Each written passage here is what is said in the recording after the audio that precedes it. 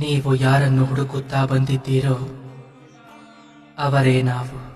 That ಮೀನ್ ನೀವೇ ರಾಯರೇ?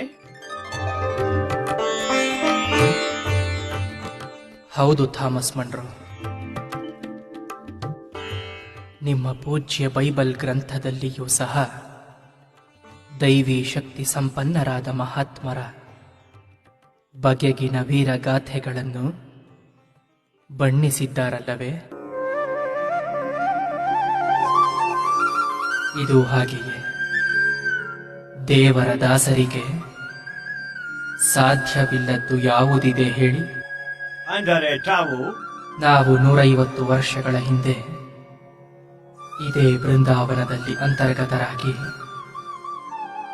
ಶ್ರೀಹರಿಯ ಅಪ್ಪಣೆಯಂತೆ ಇಲ್ಲಿಗೆ ಬರುವ ಕಷ್ಟ ಜೀವಿಗಳ ದುಃಖ ದುಮ್ಮಾನಗಳನ್ನು ಕಳೆಯುತ್ತಾ ನಮ್ಮ ಕರ್ತವ್ಯವನ್ನು ನಿರ್ವಹಿಸುತ್ತಿದ್ದೇವೆ.